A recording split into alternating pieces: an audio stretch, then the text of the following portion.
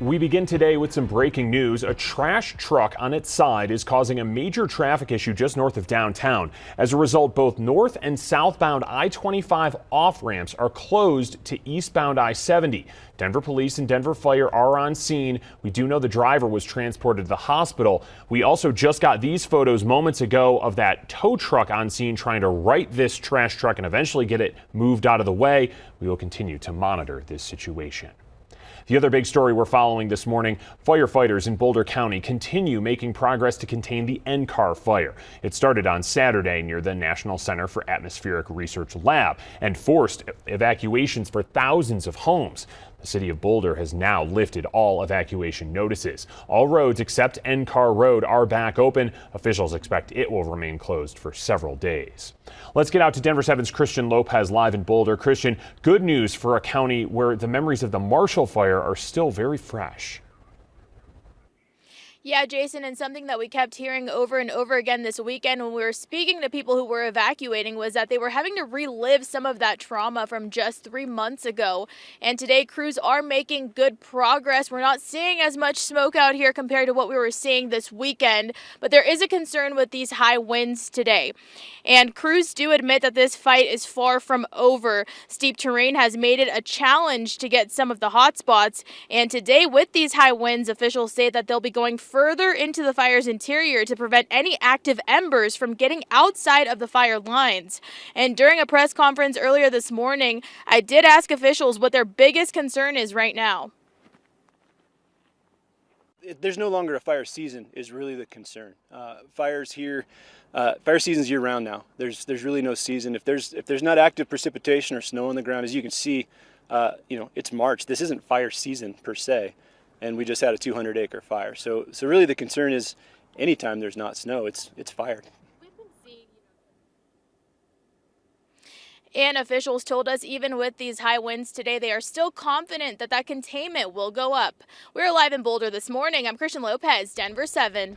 Christian, thank you. And we have red flag warnings out there today for high fire danger again. Katie LaSalle is checking in on conditions statewide and those temps and winds that fire crews are facing. Katie? Yeah, Jason, good morning to you. It's warm. It is dry across the Front Range. Wind gusts, though, last recorded in Boulder at 17 miles per hour. Fortunately, these conditions have not prompted a red flag warning for Boulder County or Denver, but just off to the south, starting at noon, we have a red flag warning that will go into effect until 8 o'clock tonight. It's low relative humidity, wind gusts up to about 25 miles per hour, and it's just been so warm and dry, as you're just hearing from fire crews. That extends from Colorado Springs down through Alamosa. Now, it is all ahead of our next storm system, set to bring in widespread moisture to Colorado's high country. More snow will fall into the mountains and a good chance for rain here across the plains. So some much needed moisture is on the way. Temperatures are already in the high 60s, and it is going to be a warm afternoon. A big drop in temperatures with this next cold front. We'll talk more about how much snow we're expecting and when we can expect moisture here across the Denver area still to come. All right, Katie, thanks.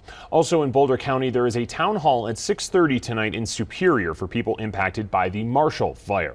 Officials will give an update on the wildfire fund. You can attend in person, but it's limited to just 70 people, so you can also participate virtually. You can register at the Community Foundation Boulder County page on Eventbrite. Boulder County will also hold a meeting tomorrow night at 6 with more details about the debris removal process.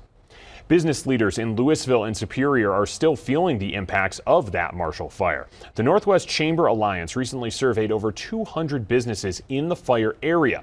Nearly a quarter were not fully open for business, and close to 40% of businesses experienced a reduction in customer demand since reopening.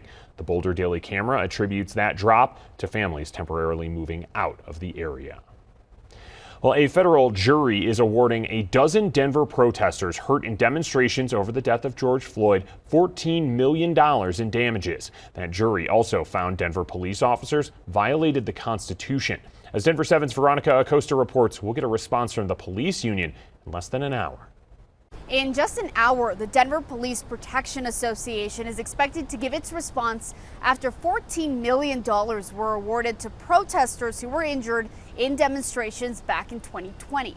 This organization represents Denver police officers. This was the outcome of the first excessive force and civil rights trial that came out of demonstrations over the death of George Floyd.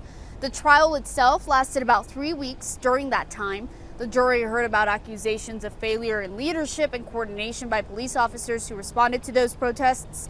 They also heard about injuries suffered by protesters at the hands of Denver officers, as well as other nearby departments. Now, protesters, they were hit by pepper spray and less lethal ammunition like beanbags. Those led to injuries. We spoke with one of the 12 plaintiffs who was pleased with that trial's outcome. I wonder if the city of Denver thought we were just going to roll over and take it. I suspect that they might have. I don't know. But we didn't. I'm so pleased and so thankful to the jury. So proud of my co-plaintiffs, so proud of our lawyers. The system got this one right today. So on we press. Denver city officials did release a statement after the verdict came down on Friday. It said in part, quote, "We continue to evaluate our policies and training to ensure we are using best practices identified by law enforcement throughout the country to better protect peaceful protesters while addressing those who are only there to engage in violence. We recognize that there is more work to be done." As for the DPPA, representatives are expected to give their response at noon today. In Denver, I'm Veronica Acosta, 10/7. Tonight, Aurora City Council will hold a final vote to ban urban camping. The proposal requires a 72-hour notice before a camp on public property is cleared. The city would also have to provide people in an encampment an alternative place to stay. A new amendment includes providing storage options for those whose belongings are moved. Well, the City Council in Aurora also scheduled to vote on a controversial housing development tonight. There's a proposal to build an apartment complex with more than 300 units at the East Bank Shopping Center. That's near Parker and Quincy. The council was supposed to vote on it last month, but delayed it until tonight to give the developer and shops more time to discuss leases and relocation. Critics worry about increased traffic as well as the size of that building. The war in Ukraine has the Defense Department rethinking the number of American troops it has stationed in Europe. The Army Times reports more troops could head to Europe either permanently or on a rotating basis. Right now, there are more than 90,000 troops in Europe. About 12,000 of them are in Eastern Europe near Ukraine. Well, Russia and Ukraine are set to meet again in Turkey to discuss possible peace talks. All this as President Biden and the White House continue to do cleanup after Biden made remarks during his speech in Poland that Vladimir Putin cannot remain as Russia's leader. Here's ABC's Ike Ajachi in Washington with more. This morning, in a rare interview with independent Russian journalists, Ukrainian President Zelensky declaring his country is still prepared to negotiate with Russia, despite the Kremlin's continued shelling of civilian areas in Ukraine. ABC News now learning that peace talks between Russia and Ukraine could take place as soon as Monday. Zelensky saying Ukraine would be willing to adopt a neutral status and not join NATO. Also, Ukraine would keep its non-nuclear status, but only if his country received security guarantees against future attacks. Zelensky also said he would rule out trying to recapture the territory in eastern Ukraine that's been held by Russian-backed forces since 2014, but that Russian troops must withdraw from territory it acquired during the current invasion. The negotiations come as President Biden's remarks about Vladimir Putin in Poland over the weekend suggested possible regime change in Russian leadership. For God's sake, this man cannot remain in power. The White House quickly responding. We do not have a strategy of regime change in Russia or anywhere else for that matter. Biden, who previously labeled Putin a war criminal, a brute, and a butcher, also walking back his statement. Mr. President, were you calling for regime change? No.